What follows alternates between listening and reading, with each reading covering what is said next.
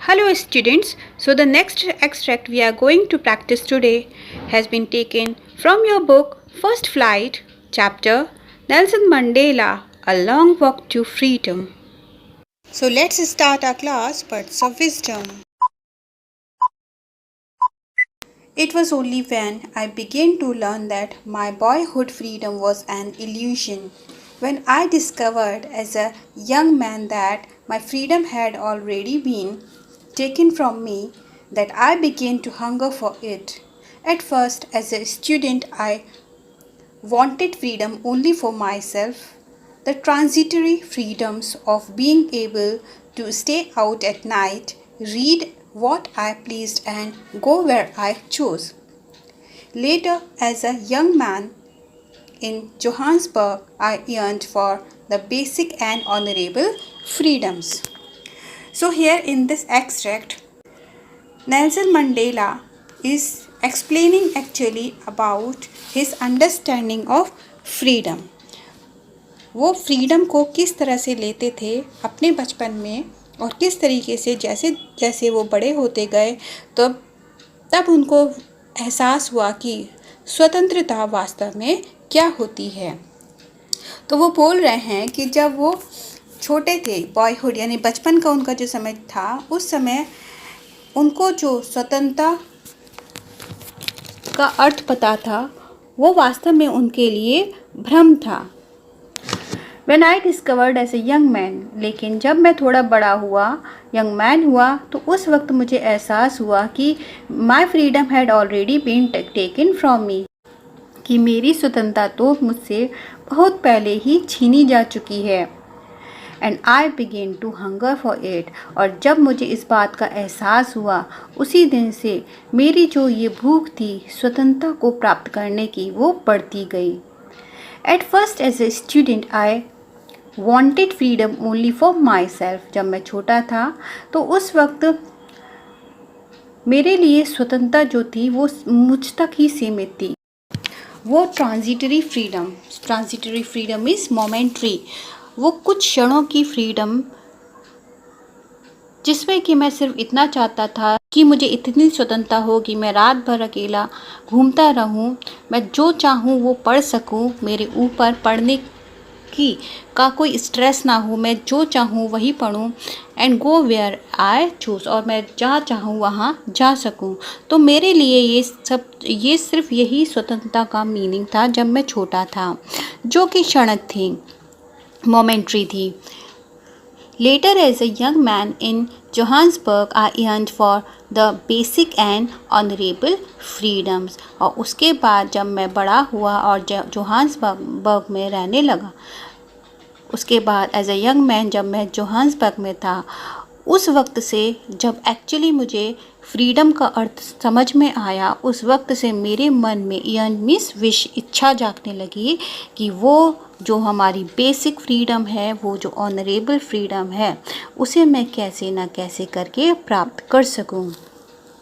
So question number 1, the title that best suits this extract is freedom for everything, knowledge about freedom, significance of freedom, realisation of freedom. तो यहाँ पर इस passage को पढ़ते हुए आपको क्या लगता है कि जो पैसेज का टाइटल अगर हमें देना पड़े तो हम क्या दे सकते हैं? Freedom for everything, freedom of everything वो चाहते थे, लेकिन अभी यहाँ पर डीपली इसका डिस्कशन नहीं हुआ है। नॉलेज अबाउट फ्रीडम, हाँ ये भी पॉइंट डिस्कस हुआ है, लेकिन और हम देखते हैं ऑप्शन जो कि ज़्यादा क्लोज हो।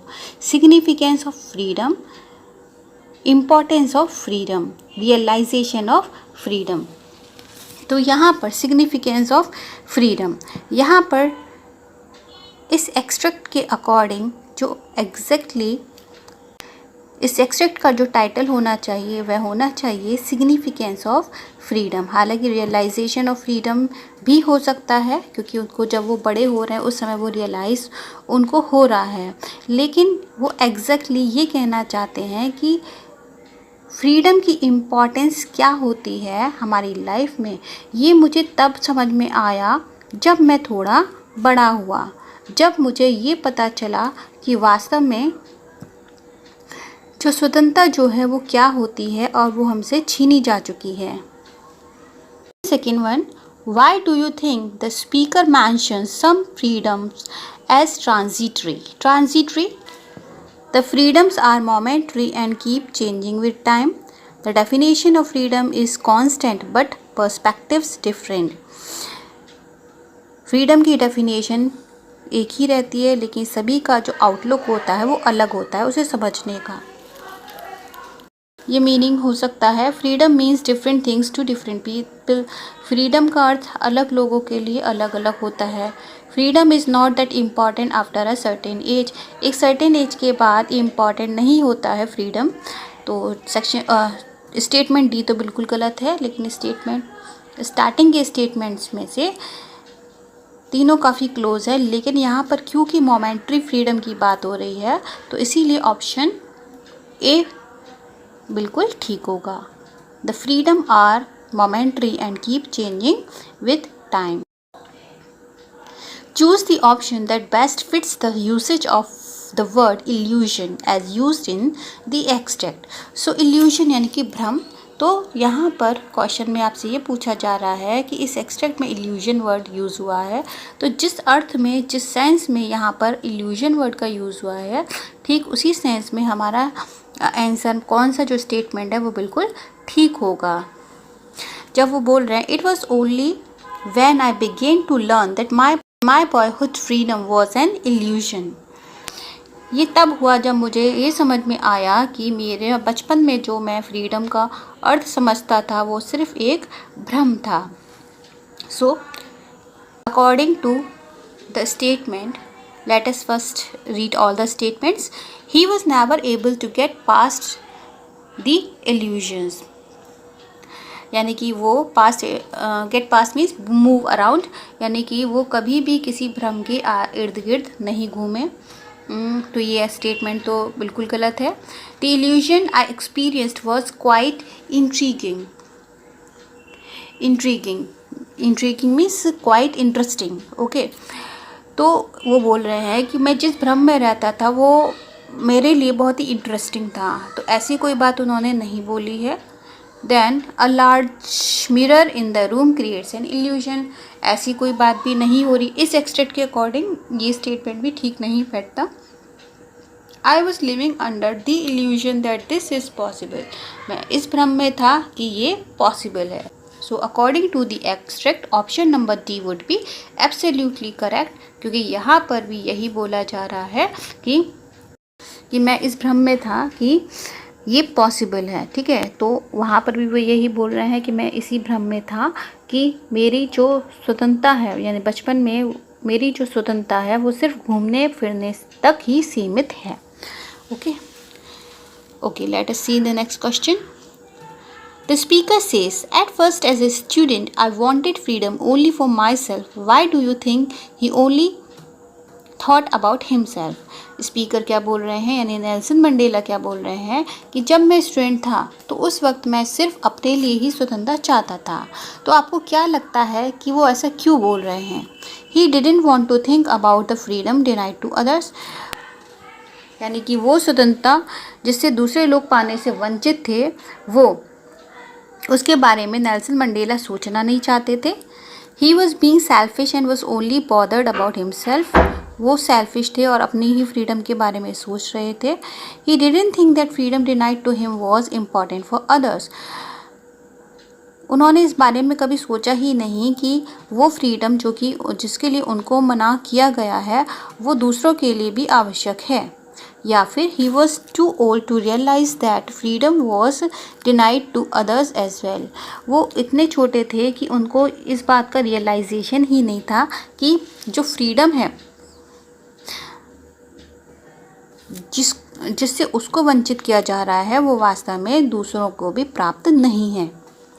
ठीक है, so according to the extract option number D would be absolutely correct, क्योंकि वो इतने छोटे थे कि उनको रियलाइजेशन ही नहीं था। वो यही सोचते थे ना कि स्वतंत्रता जो है वो सिर्फ क्या है, घूमना फिरना, आज़ादी से रहना होता है।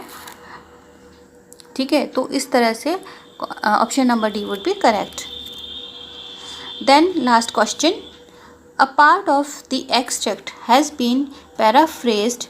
Choose the option that includes the most appropriate solution to the blanks in the given paraphrases of the extracts.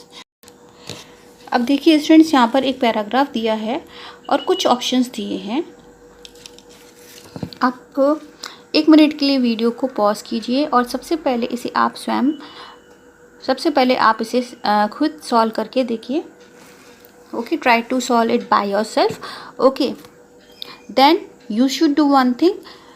First try to fill in the blanks by yourself and then go to the link I have given in the description box below, and that link will take you to my website where you will find the answers of these questions.